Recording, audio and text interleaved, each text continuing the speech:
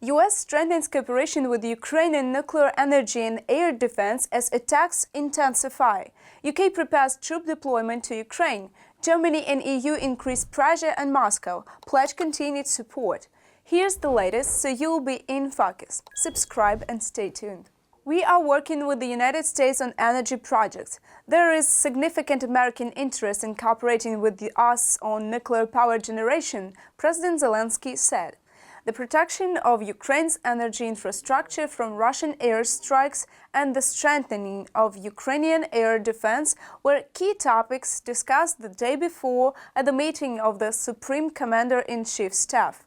President Volodymyr Zelenskyy announced that Ukraine's armed forces would bolster their combat aviation, including with additional helicopters capable of shooting down Russian Shahed drones. He also instructed officials to promptly prepare the necessary documents to finalize agreements with the US side on the acquisition of air defense systems. The issue of strengthening Ukraine's defenses is especially urgent amid ongoing shelling and attacks on civilians. The situation around Pokrovsk remains tense. Russian forces are trying to expand the so-called gray zone by advancing from multiple directions. Russian troops continue to kill civilians. Footage captured by Ukrainian drone on October 19th provide further evidence of a war crime committed by the occupying forces. More details about the current situation in the Pokrovsk area of the front line in the next report. This video was recorded by a Ukrainian drone. It captured the site of an execution of civilians in Pokrovsk, in an alleyway near the train station. At least 3 people were killed there by Russian soldiers. We see a wounded woman who is moving from the city centre toward the Dynas district. Her legs are shattered. I can't even imagine how long she's been lying there. Not far from her, there's an elderly man. Nearby, there's another woman on a bicycle. She was also heading out of the centre and was simply shot in the back. Another man was killed right at the railway crossing. According to Denis Christov, shooting civilians is a common tactic used by Russian forces. He says they've done the same in every temporarily occupied town in Ukraine. I keep asking myself, why are they doing this? What's the point? But the answer is simple. Because they can, and because there will be no consequences. Russian propaganda will once again deny these video proofs, twisting and distorting everything. A joint strike reconnaissance group of Ukraine's defense forces located Russian occupiers hiding inside one of the railway station buildings and neutralized them, according to Ukrainian military reports. Currently, Pokrovsk's defences have been reinforced with additional forces and resources. Special units are actively screening likely infiltration points and intensifying patrols throughout the city. Over the past 2 days, Ukrainian troops have eliminated 14 Russian soldiers who managed to infiltrate Pokrovsk. 7th Air Assault Brigade of Ukraine's Rapid Response Forces on Telegram. Russian forces have made minor advances toward Pokrovsk, according to analysts at the US-based Institute for the Study of War. However, the enemy does not have full control of the area. Ukrainian defenders continue to launch active counterattacks. Ukrainian forces are also detecting and eliminating Russian sabotage and reconnaissance units attempting to enter Pokrovsk.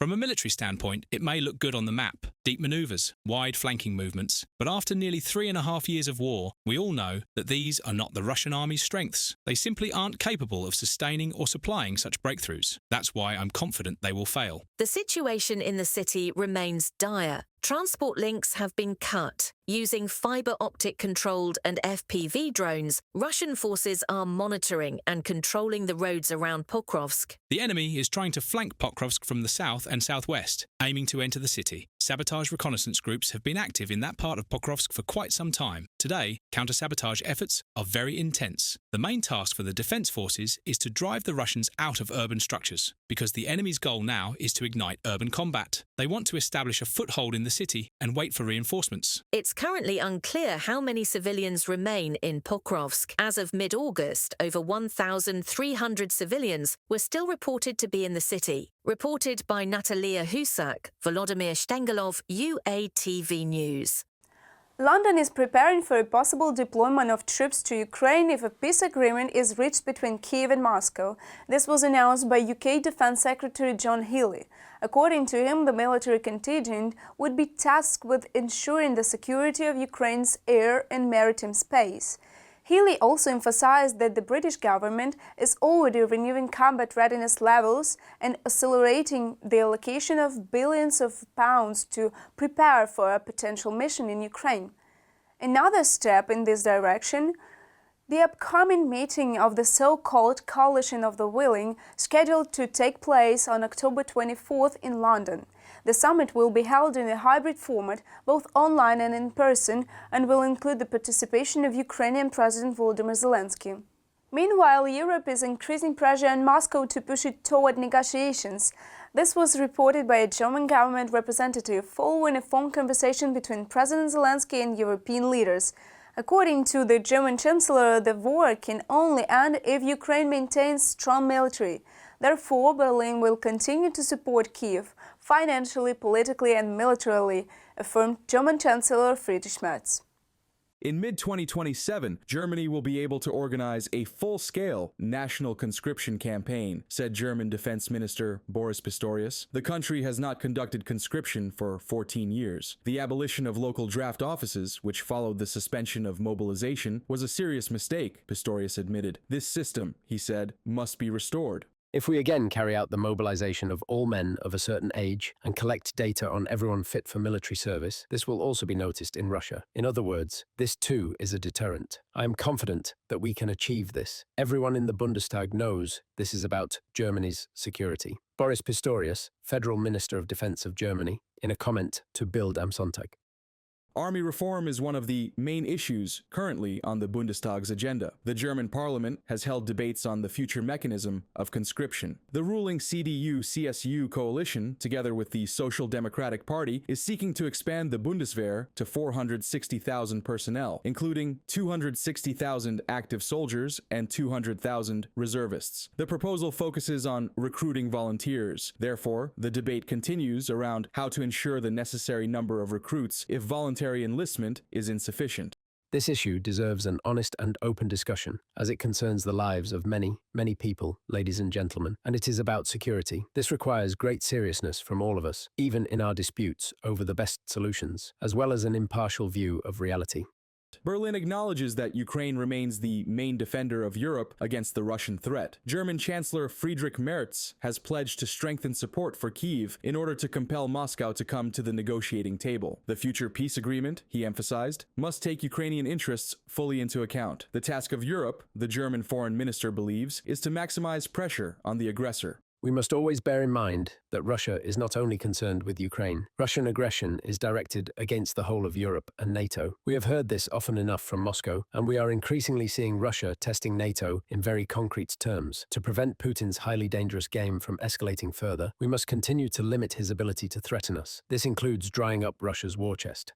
Berlin supports the confiscation of Russian assets held in European accounts. The higher regional court in Frankfurt am Main has opened proceedings on the confiscation of 720 million euros from an account of a Russian bank that has been under EU sanctions since 2022. On October 16th, the newspaper Die Zeit, citing court documents, reported that the process was initiated by Germany's Federal Prosecutor's Office. The name of the bank has not been disclosed. However, it is known that the confiscation procedure was launched due to a violation of the ban on managing frozen funds linked to Russia's war against Ukraine. The bank reportedly attempted to withdraw the money, but the transaction was rejected. Germany is also discussing further economic pressure on the aggressor state within the framework of the G7. It has become clear among the G7 finance ministers that we are all committed to bringing the war to an end, to achieving a just peace, and to further increasing the pressure on Vladimir Putin and the costs for Putin in this war.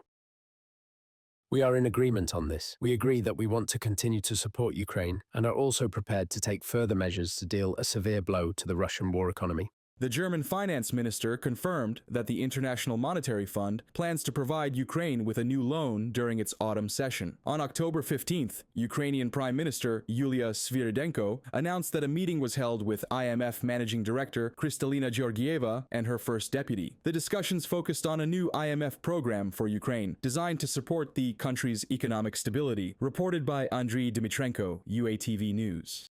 What's your take on all this? Share your thoughts below. This is UATV. Stay sharp, in focus, and stay safe.